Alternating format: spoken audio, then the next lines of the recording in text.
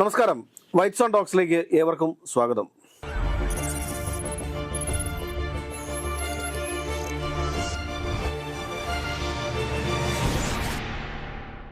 നമസ്കാരം ആദർശ്, ഇന്ന് പെരിയ കൊലപാതക കേസിൽ പ്രിയപ്പെട്ട കൃപേഷിന്റെയും ശരത്ലാലിന്റെയും കേരളം നടുങ്ങിയ രണ്ട് കൊലപാതകമാണ് ഇത്. കാരണം ചെറുപ്പക്കാരായിട്ടുള്ള ആ നാട്ടിലെ സാംസ്കാരിക പ്രവർത്തനങ്ങളിലും അതോടൊപ്പം തന്നെ യൂത്ത് കോൺഗ്രസിന്റെ ഒക്കെ സജീവ പ്രവർത്തകരായിരുന്ന രണ്ട് ചെറുപ്പക്കാരെ നിഷ്കരുണം കൊലപ്പെടുത്തിയ ഒരു സംഭവമാണ് അത്.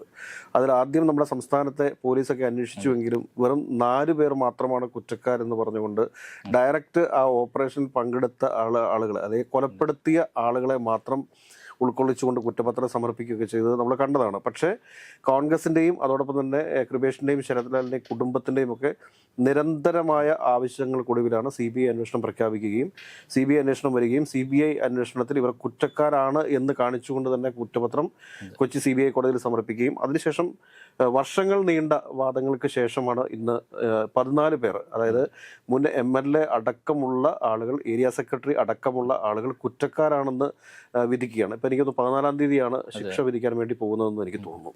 കാരണം കേരള മനസാക്ഷിയത്തിനെ നടുക്കിയ ഒരു കൊലപാതകമാണ് ഇത് എന്നുള്ള കാര്യം പറയേണ്ട ആവശ്യമില്ല. പക്ഷേ ഇതിൻ്റെ ഏറ്റവും പ്രധാനപ്പെട്ട ഒരു കാര്യം എന്താ വെച്ചാൽ, കേരളം ഭരിക്കുന്ന പിണറായി വിജയന്റെ കീഴിലുള്ള ആഭ്യന്തര വകുപ്പിലെ പോലീസുകാർ അന്വേഷിച്ചിട്ട് 4 പേർ മാത്രമേ കുറ്റവാളികളായിട്ടുള്ളൂ എന്ന് പറഞ്ഞ് എഴുതിത്തള്ളുവാൻ തുടങ്ങിയ അല്ലെങ്കിൽ സൈഡ് ലൈൻ ചെയ്യാൻ തുടങ്ങിയിരുന്നൊരു കേസിനെയാണ് CBI വന്ന് ഏറ്റെടുത്തതിന് ശേഷം യഥാർത്ഥ കുറ്റവാളികളെ മുഴുവൻ വെളിച്ചത്ത് കൊണ്ടുവരികയും അതിൽ 10 പേരെ വെറുതെ വിട്ടിട്ടുണ്ട്. ബാക്കി 14 പേരും കുറ്റക്കാരാണെന്ന് കണ്ടെത്തുകയും അവർക്ക് മേലെ ഇപ്പോൾ ശിക്ഷാ നടപടികൾ, ശിക്ഷ എന്താണെന്ന് ഏതാനും ദിവസങ്ങൾക്കുള്ളിൽ തന്നെ നമുക്കറിയാൻ പറ്റും.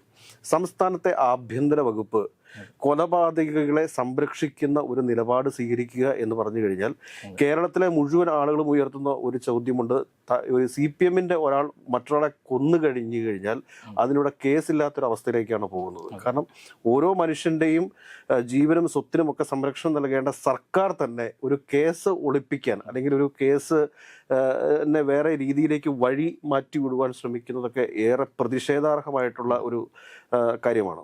എനിക്ക് തോന്നുന്നു ഈ പെരിയ കൊലപാതകത്തിൻ്റെ ഈ വിധി പുറത്തു വരുമ്പോൾ കേരളത്തിലെ മുഖ്യമന്ത്രിക്കോ ആഭ്യന്തര വകുപ്പിനോ ആ കേസ് അന്വേഷിച്ച ഉദ്യോഗസ്ഥന്മാർക്കോ ആ പദവികളിൽ തുടരാൻ യാതൊരുവിധ അർഹതയും ഇല്ല എന്നുള്ളതാണ്. ഈ പെരിയ കൊലക്കേസിൻ്റെ വിധി പുറത്തു വരുമ്പോൾ അതിനെ എങ്ങനെ നോക്കിക്കാണുന്നു? ഇവിടെ അങ്ങ് ആദ്യം പറഞ്ഞതുപോലെ തന്നെ അതിദാരുണമായ ഒരു കൊലപാതകമായിരുന്നു ശരത്ലാലിൻ്റെയും കൃപേഷിൻ്റെയും. ഒരാൾക്ക് 19 വയസ്സും രണ്ടാമത്തെ ആൾക്ക് 23 വയസ്സും മാത്രമാണ്. അവരവരുടെ ജീവിതത്തെ പറ്റി പ്രതീക്ഷകൾ കാണുന്ന ഒരു സമയത്താണ് രണ്ടുപേരും അവരുടെ ജീവനറ്റ ശരീരങ്ങൾ കുടുംബങ്ങൾക്ക് കാണുക. അതിവൈകാരികമാണ്. അന്ന് കേരളം ആ പ്രഭാതം ഉണർന്നത് വല്ലാത്തൊരു വൈകാരികമായ ഒരു സാഹചര്യത്തിലൂടെയായിരുന്നു. അത് കടന്ന 6 വർഷങ്ങൾക്ക് ഇപ്പുറത്തേക്ക് നമ്മൾ ആ ഒരു കേസിൻ്റെ വഴികൾ എടുത്തു നോക്കുമ്പോൾ ശരിക്കും ഇതിനകത്ത് സർക്കാർ ഇടപെട്ട ഒരു രീതി എന്ന് പറയുന്നത് അങ്ങേയറ്റം പൈശാചികമായ ഒരു സമീപനമായിരുന്നു പിന്നീട് സർക്കാരിൻ്റെ ഭാഗത്തു നിന്നുണ്ടായത്. അതായത് ഈ ശരത്ലാലിൻ്റെയും കൃപേഷിൻ്റെയും കേസുമായി ബന്ധപ്പെട്ട് സുപ്രീം കോടതിയിൽ CBIക്ക് വിട്ട ഹൈക്കോടതി ഉത്തരവിനെതിരെ സർക്കാർ ചെലവഴിച്ചത് ഏറെക്കുറെ 2 കോടിയിലധികം തുകയാണ്. അതായത് അത്രത്തോളം അതിനകത്ത് ഇത് CBI അന്വേഷിച്ചു കഴിഞ്ഞാൽ തങ്ങൾക്ക് എന്തോ അപകടം വരാൻ പോകുന്നു, അല്ലെങ്കിൽ ഇതിനകത്ത് ഉൾപ്പെട്ട പ്രതികൾ പാർട്ടിയെ ഏതെങ്കിലും തരത്തിൽ പ്രതിരോധത്തിലാക്കും എന്നൊക്കെയുള്ള തോന്നലുകളായിരിക്കും ഒരു പക്ഷേ ഇത്രയും അധികം ഒരു കേസിൻ്റെ പിന്നാലെ കോടികൾ മുടക്കി CPM പിന്നാലെ പോകുന്നൊരു സാഹചര്യമുണ്ട്. അതായത് നമ്മൾ എടുത്ത് പരിശോധിച്ചു കഴിഞ്ഞാൽ സർക്കാർ സംവിധാനങ്ങൾ പൂർണ്ണമായിട്ടും കൊലപാതകങ്ങൾക്കും കൊട്ടേഷൻ സംഘങ്ങൾക്കും ഒക്കെ ഓശാന പാടുന്നൊരു സാഹചര്യമാണ് ഇന്ന് കേരളത്തിലേക്ക്. ആഭ്യന്തര വകുപ്പ് പരിപൂർണമായും പരാജയത്തിലേക്കാണ്.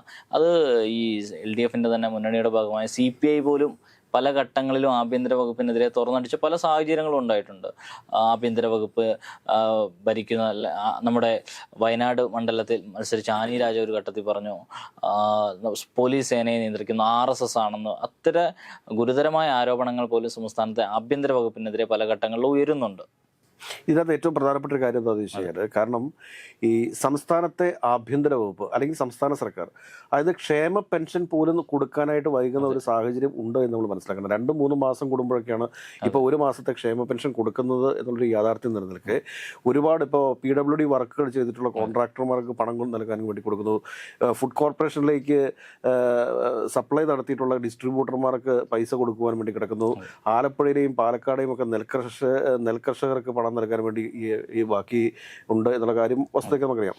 ഇങ്ങനെയൊക്കെയുള്ള ഒരുപാട് സാഹചര്യങ്ങൾ നിലനിൽക്കുന്ന സമയത്ത് തന്നെയാണ് കോടികൾ മുടക്കി പെരിയ കേസ് അന്വേഷണത്തിൽ നിന്ന് CBI വരുത്താതിരിക്കാൻ വേണ്ടിയിട്ട് ഈ സർക്കാർ ശ്രമിച്ചതെന്ന് കൂടി നമ്മൾ കരുതണം. കാരണം അത്രയ്ക്കും ഗുരുതരമായ ഒരു എന്താ പറയുക, ഈ പ്രതികളെ തങ്ങൾ സംരക്ഷിക്കും, അതായത് തങ്ങളുടെ പാർട്ടിയുടെ പ്രവർത്തകരായിട്ടുള്ള ഇവരെ ഞങ്ങൾ സംരക്ഷിക്കും, നിങ്ങൾ ഒരു നിയമവും ഞങ്ങൾക്ക് ബാധകമല്ല. പണ്ട് MC ജോസഫൈൻ പറഞ്ഞൊക്കെ നമുക്ക് ഓർമ്മയുണ്ട്. ഈ പാർട്ടിക്ക് കോടതിയും പോലീസ് സ്റ്റേഷനും ഒക്കെ ഉള്ളൊരു പാർട്ടിയാണ് എന്ന് അവർ പറഞ്ഞിട്ടുണ്ട്. എന്ന് പറഞ്ഞ പോലെ തന്നെ ഒരു സാധാരണക്കാരായിട്ടുള്ള 2 ചെറുപ്പക്കാരെ നിഷ്കരുണം കൊലപ്പെടുത്തിയ ശേഷം അവരെ രക്ഷപ്പെടുത്താൻ വേണ്ടിയിട്ട് ഈ നാട്ടിലെ സാധാരണക്കാരുടെ നികുതി പണത്തിൽ നിന്ന് എടുത്ത് വക്കീലിനെ കൊണ്ടുവന്ന് CBI അന്വേഷണത്തെ തടസ്സപ്പെടുത്താൻ വേണ്ടി ശ്രമിച്ചിട്ടുള്ള ഈ മുഖ്യമന്ത്രിയോ അല്ലെങ്കിൽ ഈ അന്വേഷണ ഏജൻസിയോ, എന്തിനേറെ പറയുന്നു, ഈ മന്ത്രിസഭ തന്നെ ഇവിടെ തുടരാനായിട്ട് അർഹതയില്ല എന്ന് വേണം നമ്മൾ പറയാനായിട്ട്. കാരണം ഈ കേസിനകത്ത് മറ്റൊരു കാര്യം ശ്രദ്ധിക്കേണ്ടത്, അതായത് ഒരു കാലഘട്ടം അത്രയും കുടുംബത്തോടൊപ്പം ചേർന്ന് നിന്ന അതേ ആള് തന്നെയാണ് ഇപ്പോൾ പ്രതിഭാഗത്തിന്റെ വക്കീലായിട്ട്. അതായത് അപ്പുറത്ത് കോൺഗ്രസിന്റെ വിശ്വസ്തനായിരുന്ന, ഈ കേസിന്റെ എല്ലാ രഹസ്യങ്ങളും അറിയാവുന്ന ഒരാളെ CPMന്റെ പാളയത്തിലേക്ക് എത്തിക്കുന്ന കളി വരെ ഒരു ഘട്ടത്തിൽ CPMന്റെ ഭാഗത്തുനിന്നും ഉണ്ടായിട്ടുണ്ട്. എന്നിട്ടും അവർക്കൊരു പരാജയം ഇന്നത്തെ കോടതിയിൽ സംഭവിച്ചെങ്കിൽ അത് ഈ കുടുംബങ്ങളുടെ അല്ലെങ്കിൽ അവരുടെ സുഹൃത്തുക്കളുടെ കുടുംബത്തിന്റെ പ്രാർത്ഥനയാണെന്ന് പറയാതെ വയ്യ. മമ്മൂട്ടി ഏതോ ഒരു സിനിമയ്ക്കകത്ത് പറഞ്ഞാൽ സത്യം എന്താണെങ്കിലും മറനീക്കി പുറത്തു വരുമെന്ന് പറഞ്ഞ പോലെ തന്നെ. കാരണം എന്താ വെച്ചാൽ ആ കുടുംബത്തിന്റെ കണ്ണുനീർ, അതോടൊപ്പം തന്നെ ആ നാട്ടിൽ എല്ലാവർക്കും ഏറെ വേണ്ടപ്പെട്ട ചെറുപ്പക്കാരായിരുന്നു, വൈകാരികമായി വളരെ അടുപ്പം ഉണ്ടായിരുന്ന അവിടുത്തെ അവരുടെ ഓരോ കുടുംബത്തിലെയും അംഗങ്ങളെ പോലെ പെരുമാറിയത് 2 ചെറുപ്പക്കാരാണ്. വളരെ സാധാരണ ജീവിതം നയിക്കുന്ന 2 ചെറുപ്പക്കാർ. ആ ചെറുപ്പക്കാരെ ഒക്കെ ഇല്ലാതാക്കിക്കൊണ്ട് പാർട്ടിയെ വളർത്താൻ എനിക്ക് തോന്നുന്നു എന്തോ അവിടുത്തെ പ്രാദേശിക നേതാവ് പ്രമാണിയുടെ വീടുമായി ബന്ധപ്പെട്ടിട്ടുള്ള എന്തോ വിഷയങ്ങളിലാണ് ഈ സംഭവമൊക്കെ ഉണ്ടായിട്ടുള്ളതെന്നാണ് അറിയാൻ വേണ്ടി സാധിക്കുന്നത്. പക്ഷെ എന്തൊക്കെയാണ് എന്ന് പറഞ്ഞു കഴിഞ്ഞാൽ മനുഷ്യ ജീവൻ എടുക്കാനുള്ള ഒരു അധികാരവും ഒരു രാഷ്ട്രീയ പാർട്ടിക്കും കൊടുത്തിട്ടില്ല. അവിടെയാണ് CPM ഇവരെ ഇത്ര നിഷ്ഠൂരമായ ഒരു കൊലപാതകം നടത്തി എന്ന് മാത്രമല്ല പ്രതികളെ രക്ഷിക്കാൻ വേണ്ടിയിട്ട് ശ്രമിച്ചു എന്ന് പറയുമ്പോൾ അതിനെ എങ്ങനെ ന്യായീകരിക്കാൻ പറ്റും? കാരണം സംസ്ഥാനം ഭരിക്കുന്ന ഒരു പാർട്ടി, ആ പാർട്ടിയിൽപ്പെട്ട ആളുകൾ മറ്റ് എതിർ പാർട്ടിയിൽപ്പെട്ട 2 ചെറുപ്പക്കാരെ കൊലപ്പെടുത്തിയ ശേഷം ഈ പ്രതികളെ രക്ഷിക്കാൻ വേണ്ടിയിട്ട് ശ്രമിക്കുമ്പോൾ ഇവിടുത്തെ നാളെ ഈ CPMക്കാർ വിചാരിച്ചാൽ ആരെയും കൊല്ലാമെന്നാണോ ഇവിടെ എന്ന സ്ഥിതിയിലേക്കല്ല കാര്യങ്ങൾ പോയിക്കൊണ്ടിരിക്കുന്നത്. CPMന്റെ ജില്ലാ സെക്രട്ടറി അല്പം മുമ്പ് പ്രതികരിച്ചത് ഞങ്ങൾ അപ്പീൽ നൽകുകയാണ്. അതായത് പാർട്ടി ഇപ്പോഴും ഈ പ്രതികൾക്കൊപ്പം ഉണ്ട് എന്ന് തന്നെയാണ് CPM വ്യക്തമാക്കുന്നത്. അതല്ലാതെ ഇവരൊരു ഘട്ടത്തിൽ ചില ഘട്ടങ്ങളിൽ മാത്രമാണ് ഇവർ പ്രതികളെ തള്ളിപ്പറഞ്ഞിട്ടുള്ളത്. പ്രതികളെ തള്ളിപ്പറയുമ്പോഴും പ്രതികൾക്ക് വേണ്ട എല്ലാ സുഖ സൗകര്യങ്ങളും ഒരുക്കി കൊടുക്കാനും CPM എല്ലാ കാലഘട്ടങ്ങളിലും ശ്രദ്ധിച്ചിട്ടുണ്ട്. ഇപ്പോൾ TP കേസിലൊക്കെ കൊടിസുനി ഉൾപ്പെടെയുള്ളവർക്ക് ലഭിച്ച പരോളുകളെ പറ്റിയൊക്കെ നമുക്കറിയാം. ഇവിടെ ഈ കേസ് ശരിക്കും CBI അന്വേഷിച്ചത് കൊണ്ട് മാത്രമാണ് ഒരൊറ്റ തവണ പോലും ഈ കേസിലെ പ്രതികൾക്ക് പരോൾ ലഭിച്ചിട്ടില്ല എന്ന് ശ്രദ്ധേയമായ ഒരു കാര്യമാണ്.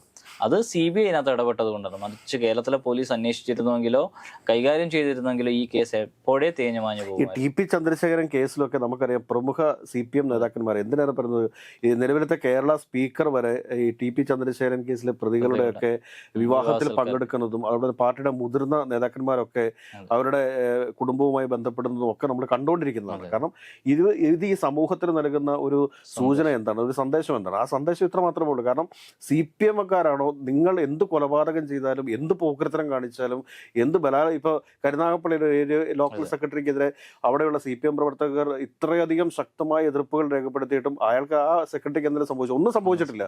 അദ്ദേഹം ഇപ്പോഴും അവിടെ സെക്രട്ടറി ആയിട്ട് തന്നെ ഇരിക്കുകയാണ്. അതായത് CPMക്കാരാണോ അവർക്ക് എന്ത് തോന്നിവാസവും കാണിക്കാം, അവരെ ചോദ്യം ചെയ്യാനായിട്ട് ആരും വരണ്ട, അവരെ സംരക്ഷിക്കാനായിട്ട് ഈ പാർട്ടി ഉണ്ട് എന്നൊരു നിലപാടാണ് ഈ CPMന്റെ നേതൃത്വത്തിലുള്ള അല്ലെങ്കിൽ ഈ സർക്കാരിനുള്ളത് എന്ന് തന്നെ നമ്മൾ മനസ്സിലാക്കാനായിട്ട്. അതല്ല എങ്കിൽ പിന്നെ ഈ പെരിയ കൊലപാതക കേസിൽ മാത്രമല്ല, ഇതിൽ മറ്റേ ഷുഹൈബ് കേസ് ഉൾപ്പെടെയുള്ള കേസുകൾ നമുക്ക് മുമ്പിൽ കിടക്കുകയാണ്. കാരണം പാർട്ടി കൊലപാതകങ്ങൾ, പാർട്ടിക്ക് വേണ്ടിയിട്ട് കൊലപാതകം ചെയ്യാൻ വേണ്ടിയിട്ട് തന്നെ ഒരു ബറ്റാലിയൻ ആളുകൾ CPMനുണ്ട് എന്ന് നമ്മൾ തന്നെ വേണം നമ്മൾ കരുതാനായിട്ട്. മറ്റൊരു കാര്യം ശ്രദ്ധേയമാവുന്നത്, അതായത് ഈ ഷുഹൈബ് വധക്കേസിലെ പ്രതി സാമൂഹ്യ മാധ്യമങ്ങളിൽ സജീവമാണ്. ഇവർക്കെല്ലാം ഒരു താരപരിവേഷം ലഭിക്കുന്നുണ്ട്. അതായത് CPMന് വേണ്ടി കൊട്ടേഷൻ ചെയ്യുന്ന ആളുകൾക്ക് സാമൂഹ്യ മാധ്യമങ്ങളിൽ ഫോളോവേഴ്സിന്റെ എണ്ണമായാലും പിന്തുടരുന്ന വലിയ എണ്ണമാണ്. ഇവരുടെ റീലുകൾക്ക് ലൈക്ക് വാരി എറിയുന്ന എല്ലാം CPMന്റെ തന്നെ സൈബർ പടയാളികളാണ്. അത്തരത്തിൽ കൊട്ടേഷങ്ങൾക്ക് നേതൃത്വം നൽകുന്ന ആളുകൾ, കൊലപാതകങ്ങൾക്ക് ഇവർക്കെല്ലാം വല്ലാത്തൊരു താരപരിവേഷം കൊടുക്കുന്നതിൽ CPM ഇപ്പോൾ കുറേയൊക്കെ അങ്ങനെ നൽകുന്നുണ്ട്. അതെല്ലാം വലിയൊരു തലമുറയെ, പ്രത്യേകിച്ച് നമ്മുടെ യുവാക്കളെയൊക്കെ ഈ രാഷ്ട്രീയത്തിൽ നിന്ന് തന്നെ അകറ്റുന്നതിന് വലിയ രീതിയിൽ കാരണം ഇന്നത്തെ സമൂഹത്തിൽ അരാഷ്ട്രീയതയ്ക്ക് കാരണം ഏറെക്കുറെ കൊലപാതക രാഷ്ട്രീയം തന്നെയാണ്. കൊലപാതക രാഷ്ട്രീയത്തിന് കേരളത്തിൽ ആരാണ് നേതൃത്വം നൽകുന്നത് നമുക്ക് ഇത്തരം സംഭവങ്ങളിലൂടെ വ്യക്തമാകാവുന്നതും ആണ്.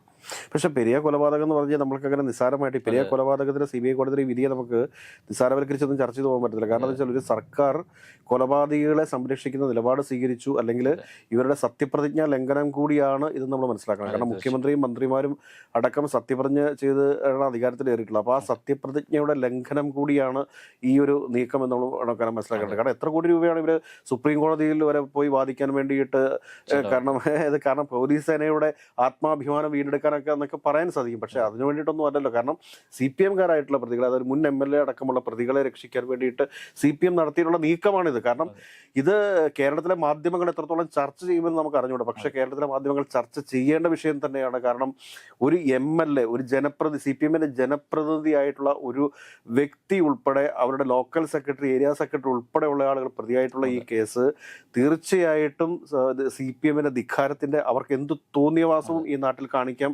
എന്നുള്ളതിന്റെ വ്യക്തമായ തെളിവായിട്ടാണ് എനിക്ക് തോന്നുന്നത്. അതെ, ഈ നമ്മുടെ ഷുഹൈബിന് ശേഷമാണെങ്കിലും അതിനുശേഷം കൃപേഷിന് ശരത്ലാലിന് ശേഷമാണെങ്കിലും കേരളത്തിൽ അങ്ങോളം ഇങ്ങോളം സമാനമായ അതിക്രമങ്ങളും, അത് കൊലപാതകത്തിലേക്ക് എത്തിയില്ലെങ്കിൽ പോലും നിരന്തരം അതിക്രമങ്ങൾ നടക്കുന്നുണ്ട്. അത് വീണ്ടും വീണ്ടും ഇവർക്ക് അതിക്രമങ്ങൾക്കുള്ള ലൈസൻസ് എവിടെ നിന്ന് കിട്ടുന്നു എന്നത് ശ്രദ്ധിക്കപ്പെടേണ്ട ഒരു കാര്യമാണ്. അതായത് മുഖ്യമന്ത്രി എന്ന നിലയിൽ പിണറായി വിജയൻ ഈ അതിക്രമങ്ങളെയോ അല്ലെങ്കിൽ ഈ കൊലപാതകങ്ങളെയോ ഒന്നും വേണ്ട പോലെ ഒരു കാലഘട്ടങ്ങളിലും അപലപിച്ചിട്ടുള്ള ആളൊന്നുമല്ല.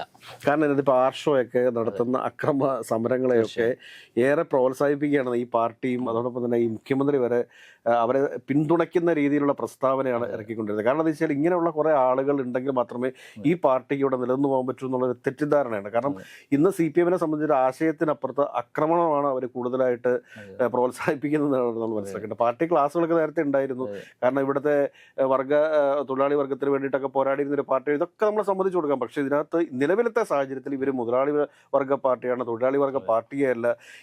ഇവിടുത്തെ സാധാരണക്കാരായിട്ടുള്ള മനുഷ്യരുടെ ജീവനും സ്വത്തിനുമൊക്കെ അപകടകരമായ രീതിയിലാണ് ഈ പാർട്ടിയുടെ പ്രവർത്തനം മുമ്പോട്ട് പോകുന്നത് എന്ന് നമുക്ക് വീണ്ടും എടുത്തു പറയേണ്ടി വരും. കാരണം പെരിയ കേസിന്റെ വിധി പുറത്തു വരുന്നതോടുകൂടി CPM മനസ്സിലാക്കേണ്ട ഒരു കാര്യമുണ്ട്. സത്യം അത് എത്ര മൂടി വെച്ചാലും ഒരു നാൾ പുറത്തു വരും എന്നുള്ളൊരു യാഥാർത്ഥ്യമാണ്.